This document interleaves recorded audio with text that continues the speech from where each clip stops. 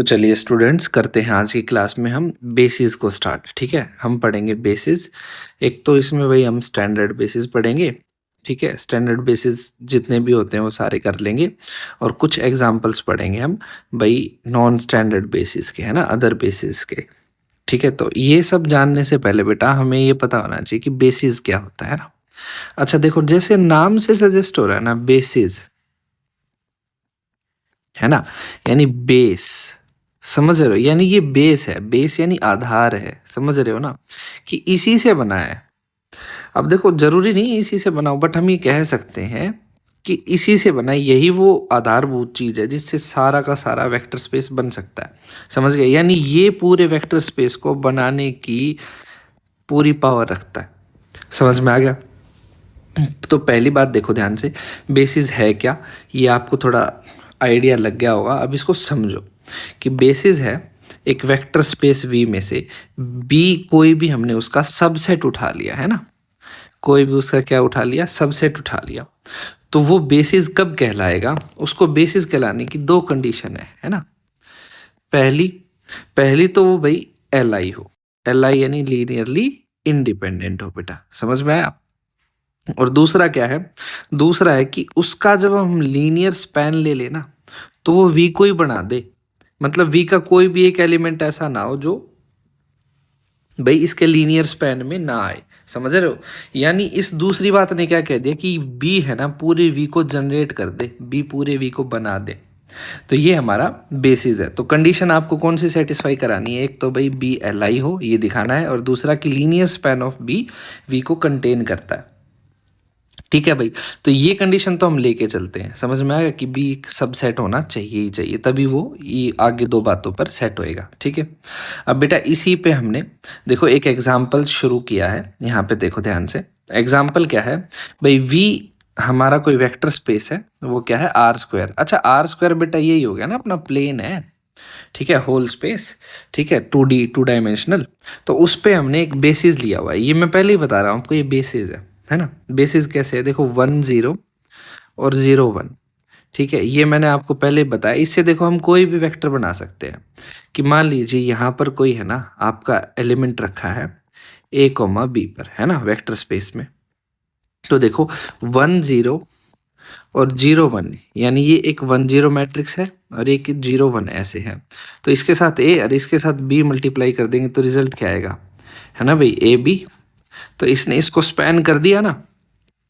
हम इन दोनों की हेल्प से किसी भी रैंडम एलिमेंट तक पहुंच गए। समझ रहे हो, तो ये इसका बेसिस है। अब इसको बेसिस दिखाने के लिए जो भी चीज़ें दिखानी है वो हम आगे दिखाएंगे, शो कैसे करना है। बट अभी आप ये समझो कि ये इसका बेसिस हो गया, क्योंकि इससे देखो हम इनमें से किसी भी एलिमेंट तक पहुंच सकते हैं। तो सो यहाँ पर लिखा भी हुआ है, सो पूरे वेक्टर स्पेस को स्टडी करने से बेटर बेसिस को पढ़ लें।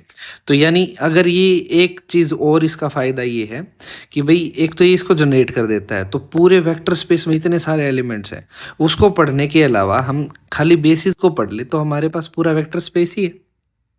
समझ रहे हो। तो अब बेटा नेक्स्ट में देखो मैंने आपके लिए लिस्ट कर रखे हैं कि भाई स्टैंडर्ड बेसिस कौन से क्या होते हैं। तो देखिए ये स्टैंडर्ड बेसिस है। अब कौन सा किसका है वो देखो ध्यान से, एक एक करके अंडरलाइन जाएगा।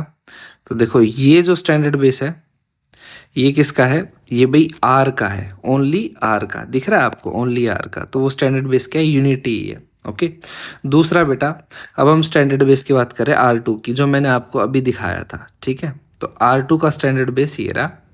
ठीक है, आपको अभी दिखाया भी था कि R2 का स्टैंडर्ड बेस क्या है, G1001। ठीक है, वैसे ही बेटा अगर हम बात कर ले R3 के स्टैंडर्ड बेस की, है ना, किसकी, R3 के, तो वो 3x3 की यूनिट आइडेंटिटी मैट्रिक्स हो जाएगी।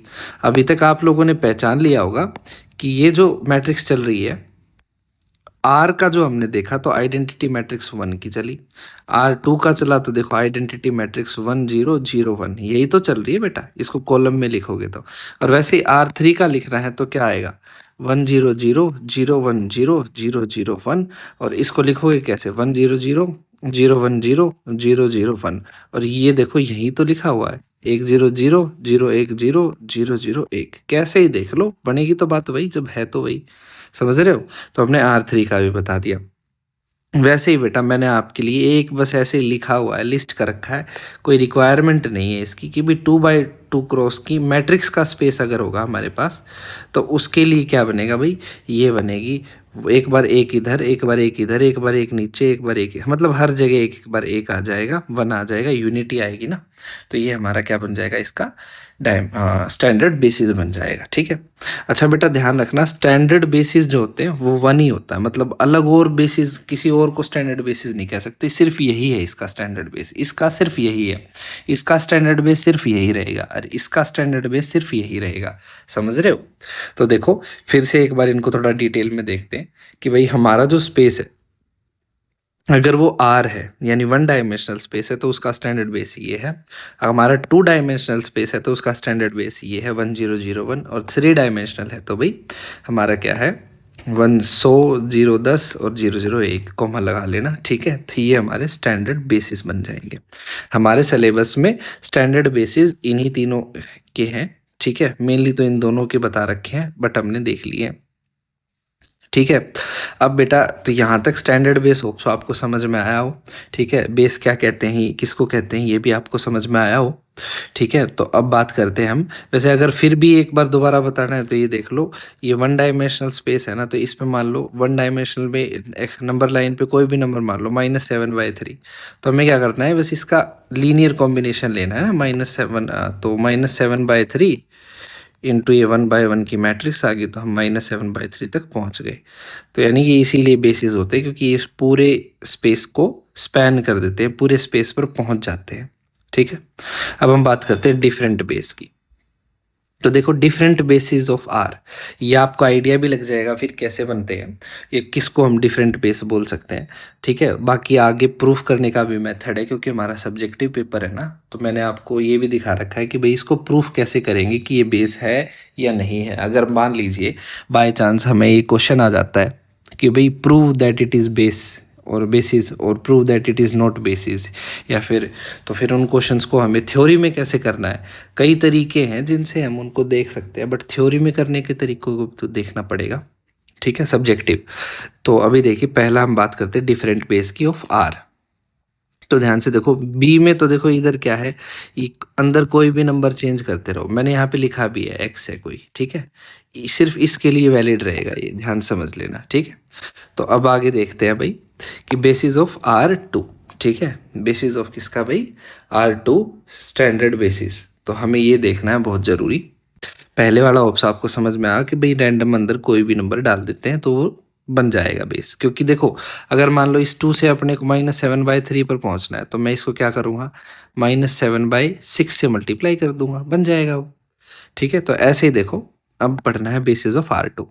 तो बेटा ये ध्यान से देख लेना, R2 के बेसिस क्या है, 1 1 -1 -1। ठीक है। जिसको मैंने मैट्रिक्स आपको कई बार बता रखा है कि बेटा इसको लिखोगे तो कॉलम मैट्रिक्स की फॉर्म में लिखना, आपकी कैलकुलेशन बहुत ईजी हो जाएंगी। ठीक है। तो 1 1 और 1 -1 या 2 0 है ना, अगर नहीं फिर भी मैं लिख देता हूँ यहाँ पे इसको और डाल के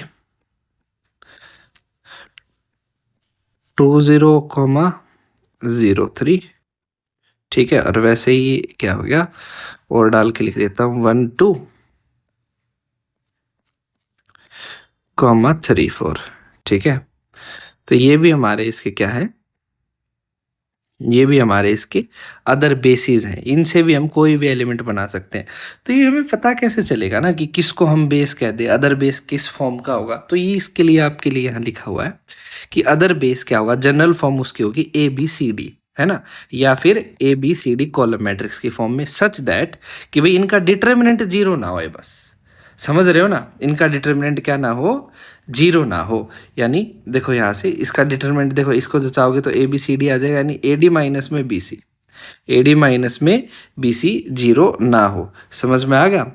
तो बस यही है, AD माइनस BC 0 में ना हो।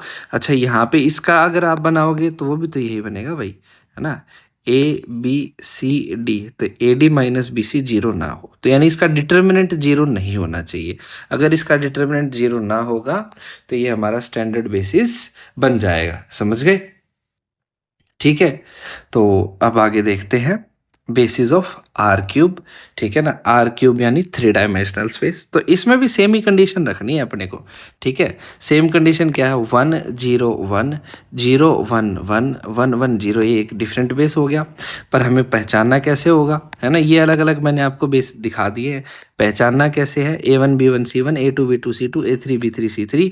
भाई इसका डिटर्मिनेंट ले लो सीधा सीधा, A1 B1 C1 A2 B2 C2 और A3 B3 C3, है ना। इसका डिटर्मिनेंट क्या नहीं होना चाहिए, जीरो नहीं होना चाहिए। अगर डिटर्मिनेंट जीरो हो गया तो बेसिस नहीं कहलाएगा, अगर डिटर्मिनेंट जीरो नहीं आया तो उसको हम बेसिस बोल देंगे, ठीक है। और बेटा यही बात है कि देखो बेसिस को क्या होना चाहिए था, एल आई होना चाहिए ना। तो एल आई के लिए तो क्या होना चाहिए, नॉन जीरो डिटर्मिनेंट होना चाहिए, ये भी हमने पीछे देखा है। तो इसीलिए हम इस कंडीशन को यूज़ करते हैं, ठीक है।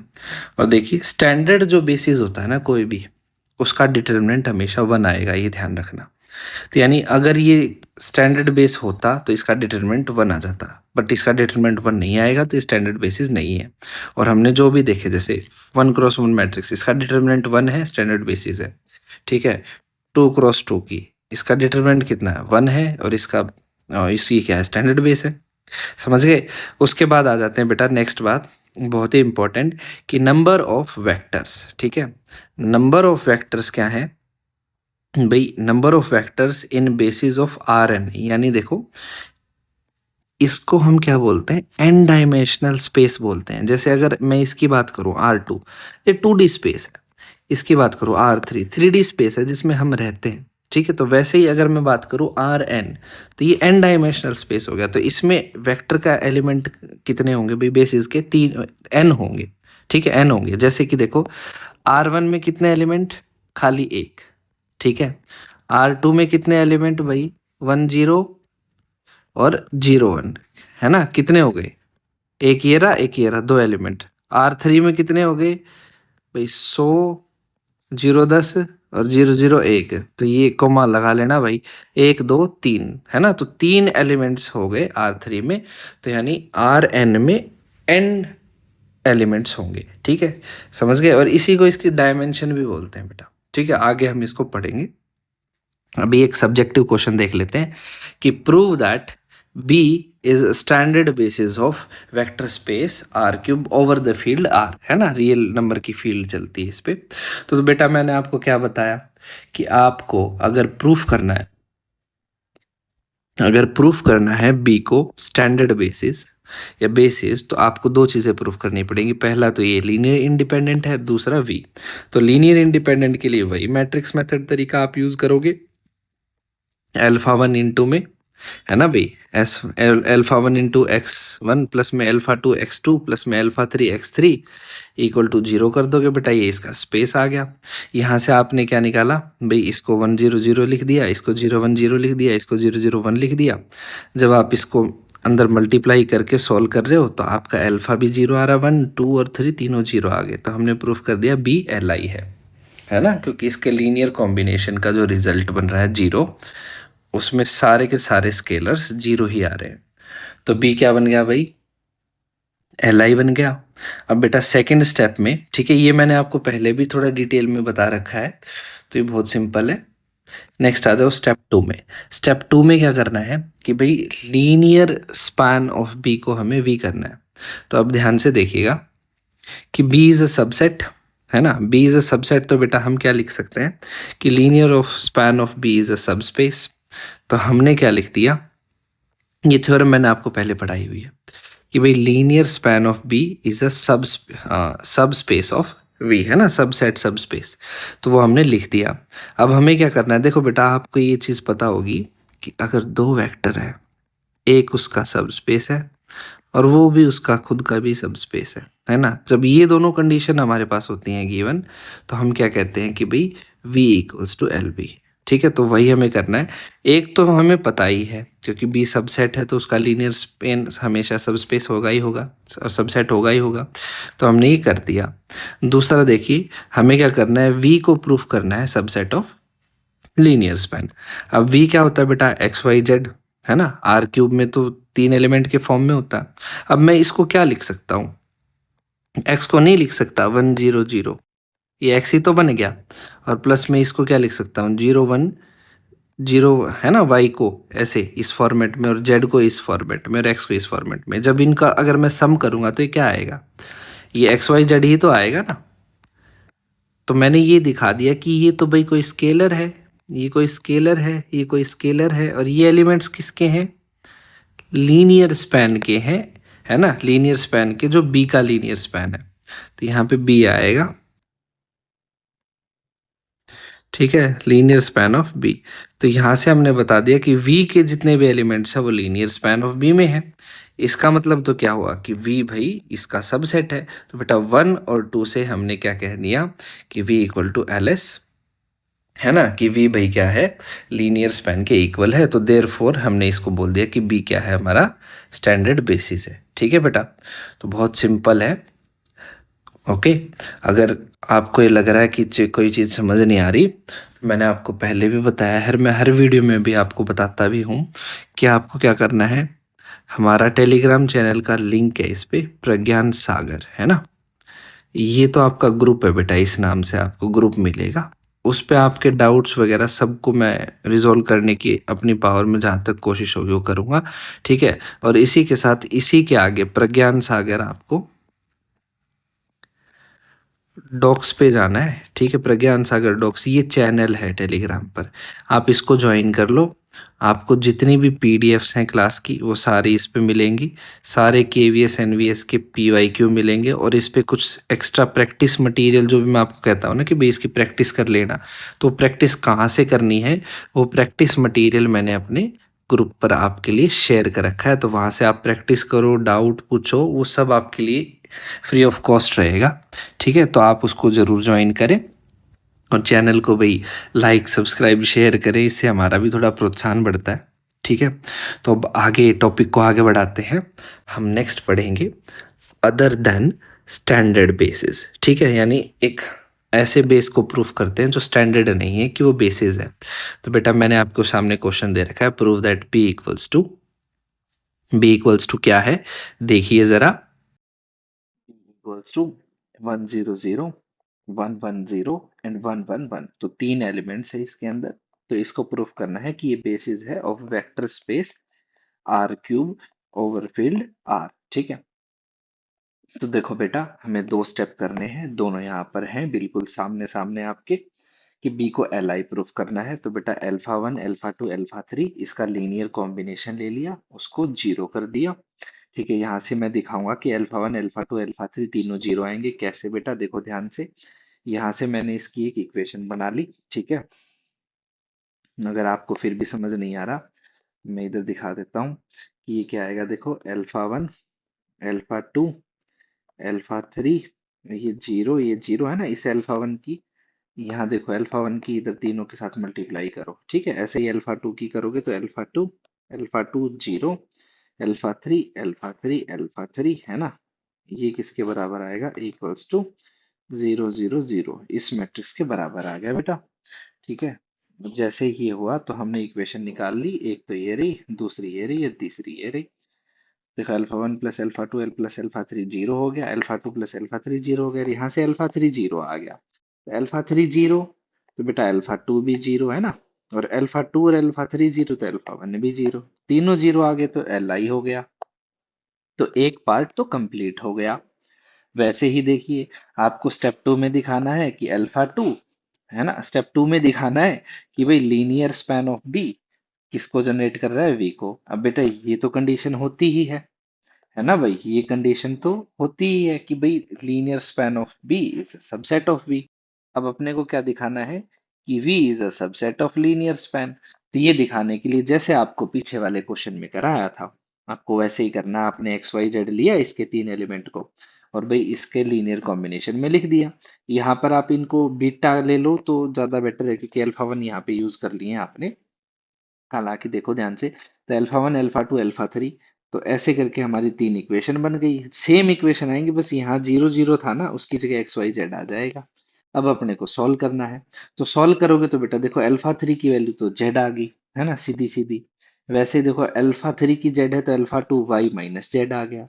और अल्फा वन कितना आ गया, x minus alpha two minus alpha three, यानी x minus y plus z आ गया। समझ रहे हो ना, सीधी सी बात। तो यानी देखो बेटा, तीनों की अलग अलग डिफरेंट डिफरेंट वैल्यूज आ गई, यानी ये एग्जिस्ट कर रही हैं वैल्यूज, और एग्जिस्ट कर रही हैं तो मतलब इसको ऐसे लिखा जा सकता है। तो इसका मतलब तो V इसके लीनियर स्पैन का सबसेट है ना। और बेटा अगर ये बात और ये बात एक साथ हो जाती है तो इसका मतलब V बराबर किसके हो जाता है, एल बी के। तो बेटा हमने क्या प्रूफ कर दिया कि B लीनियर इंडिपेंडेंट है, और लीनियर स्पैन ऑफ B किसके बराबर आ रहा है भाई, V के बराबर आ रहा है। तो इसका मतलब B इज ए सबसेट, हो गया बात खत्म। ठीक है, तो अब इसको देखेंगे। तो यहां से हमें एक बात समझ में आई है बेटा, वो क्या है, बी बेसिस जो होता है वो यूनिक नहीं होता। ठीक है, बेसिस कई हो सकते हैं, समझ रहे हो ना, बेसिस कितने हो सकते हैं, कई हो सकते हैं, लेकिन जो स्टैंडर्ड बेसिस होता है ना, वो एक अलग होता है, वो यूनिक होता है। स्टैंडर्ड बेसिस सबका यूनिक होता है, बेसिस यूनिक नहीं होता। उसके बाद एक चीज खास बात ध्यान में रखनी है कि number of elements in A basis is fix. अगर कोई बेसिस है ना, तो उसमें नंबर ऑफ एलिमेंट फिक्स रहेंगे। आर में है तो वन ही रहेगा, आर टू में है तो टू रहेगा, आर थ्री में है तो कितना रहेगा, तीन रहेगा, और ऐसे ही आर एन है तो उसमें नंबर ऑफ बेसिस में नंबर ऑफ एलिमेंट कितने रहेंगे, एन रहेंगे। ठीक, समझ में आ गया। तो वैसे ही देखो, आगे बढ़ते हैं, एक थ्योरम, बहुत इंपॉर्टेंट थ्योरम रहेगी इससे, उसको प्रूफ करते हैं। पहले समझते हैं कि थ्योरम क्या है। देखिए ध्यान से, लेट बी, बी को ही हमने क्या कहते हैं, बेसिस ले लिया है, V one we two V three V N.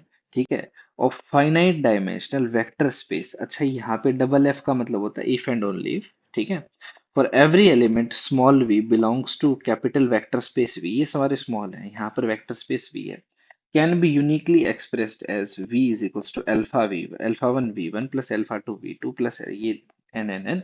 ठीक है, समझ गए। और ये सिंबल बेटा मैंने आपको पहले बताया, इसका मतलब फॉर ऑल है, और alpha I belongs to field. तो बेटा जी, प्रूफ क्या कर रहा है कि वेक्टर स्पेस से कोई भी एलिमेंट भी उठाएंगे तो उसको लीनियर कॉम्बिनेशन ऑफ बी में लिखा जा सकता है। ठीक है बेटा, तो बहुत ही सिंपल है। ठीक है, बट यहाँ पे हमें यूनिकली जो प्रूफ करना है ना, उसके लिए एक स्टेप ज्यादा जाना पड़ेगा।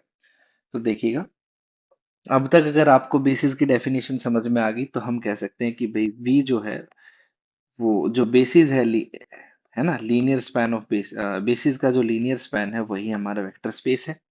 ठीक है, तो देखो बेटा, बी इज ए बेसिस, और बी है ये वाला V one we two V three V N, इसमें ये एलिमेंट्स हैं। तो वेक्टर जो स्पेस है वो एल बी के बराबर है।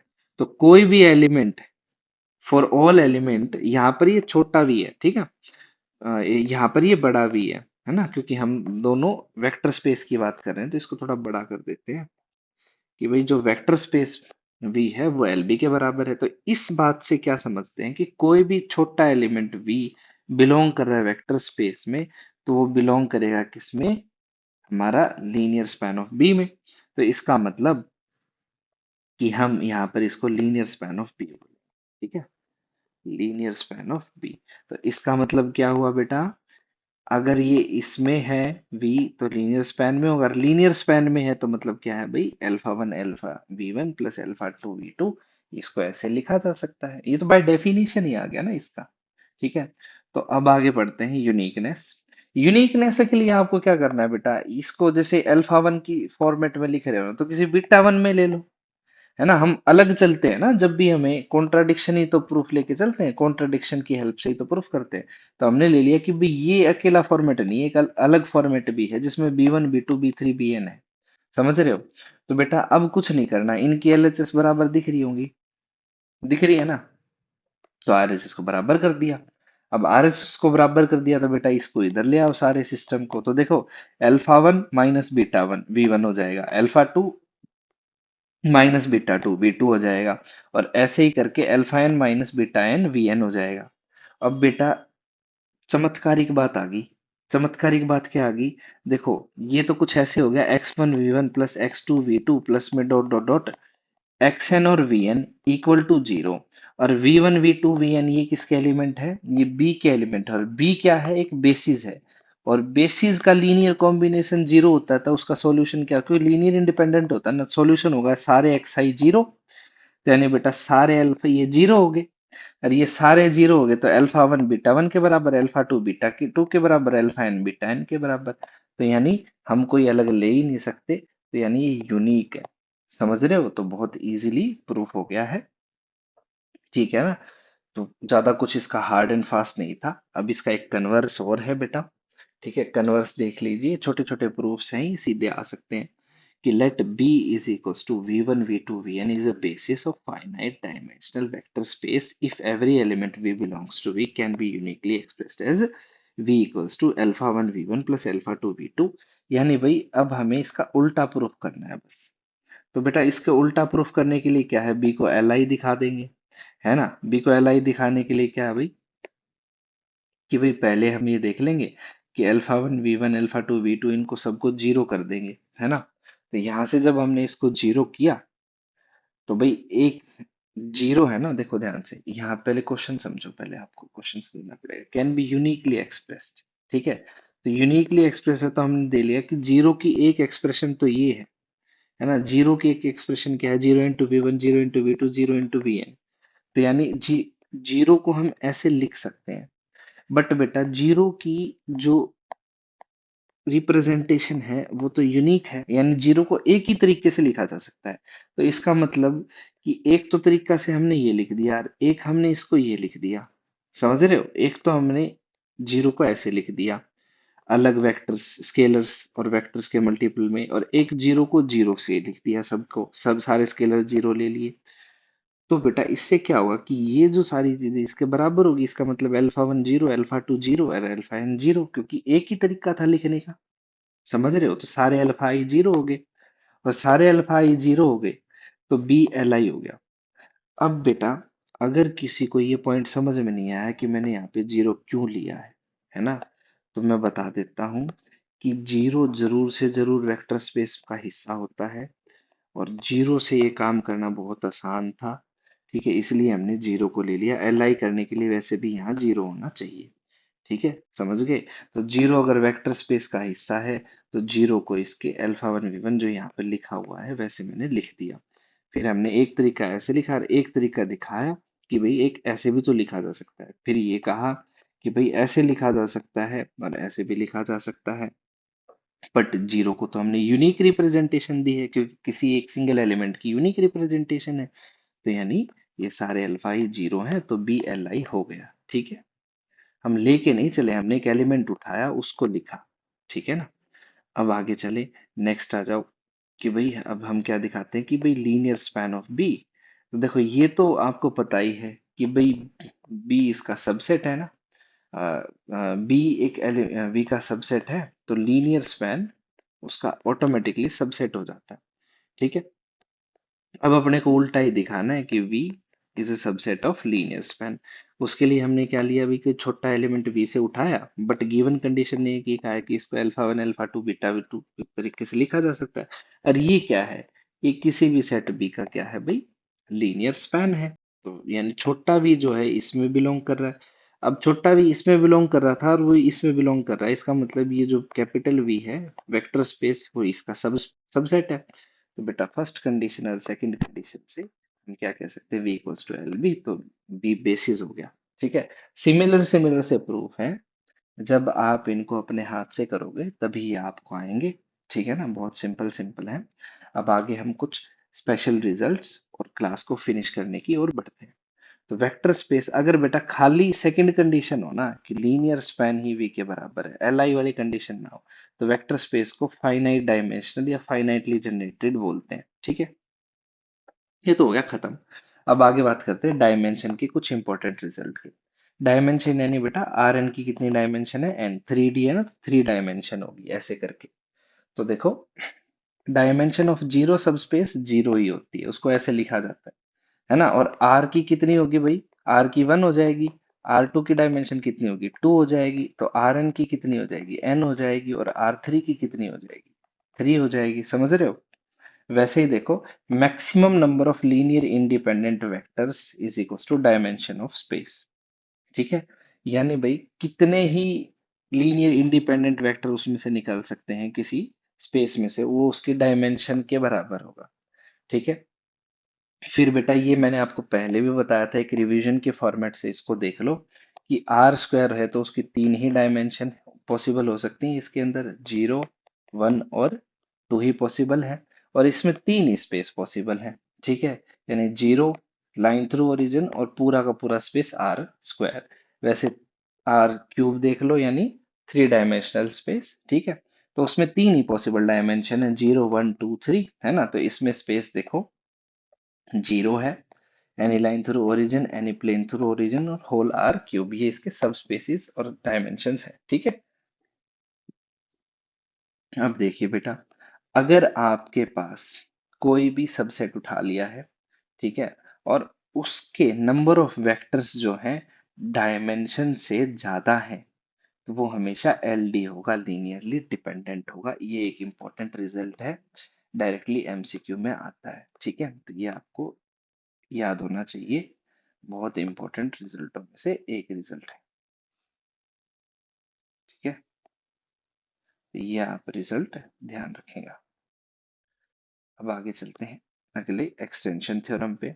एक्सटेंशन थ्योरम बहुत सिंपल है, ये क्या कहती है कि भाई कोई भी लीनियर इंडिपेंडेंट सेट है ना, उसको बेसिस बना सकते हैं कुछ उसमें एक्स्ट्रा ऐड या सब्ट्रैक्ट करके। किसी भी वेक्टर स्पेस V से कोई भी लीनियर इंडिपेंडेंट सेट उठाओ, उसको हम बेसिस बना सकते हैं। ठीक है, समझ गए। अब आगे चलते हैं अगला, कि W कोई सब स्पेस है, तो उसकी डायमेंशन वेक्टर स्पेस के डायमेंशन से हमेशा कम ही होगी या उसके बराबर होगी। और भाई दो, जैसे ये आपको पता है ना, A यूनियन B का फॉर्मूला क्या होता है, A+B minus A intersection B। तो वैसे ही dimension of any two subspaces U1 plus U2 बराबर होगी dimension of U1 plus dimension of U2 minus dimension of U1 intersection U2। ठीक है, तो ये कुछ रिजल्ट्स थे डायरेक्टली एमसीक्यू में आपके काम आ सकते हैं, ट्रू फॉल्स में काम आ सकते हैं। तो आज की क्लास हम यहीं पर समाप्त करते हैं। कल हम बहुत ज्यादा इंपॉर्टेंट टॉपिक ट्रांसलेशन, रोटेशन, ठीक है, जिनसे क्वेश्चन अक्सर देखा जाता है, यहाँ से तो थोड़ी बहुत थ्योरी के पूछे जाते हैं, मेनली LI LD पे क्वेश्चन आते हैं यहाँ से, या बेसिस पर एक दो। ठीक है, कि ये बेसिस है या नहीं। तो अब हम कल से जो स्टार्ट करेंगे वो ट्रांसलेशन, रोटेशन, ट्रांसफॉर्मेशन वाले टॉपिक्स स्टार्ट कर देंगे। ठीक है, तो उनके लिए आप थोड़ा सा मेहनत करके आना, इस पुराने जितने भी टॉपिक्स हुए हैं उन सब के ऊपर। ठीक है, तो आज की क्लास हम यहीं समाप्त करते हैं बेटा। जय हिंद, जय भारत। ठीक है, मिलते हैं नेक्स्ट क्लास में।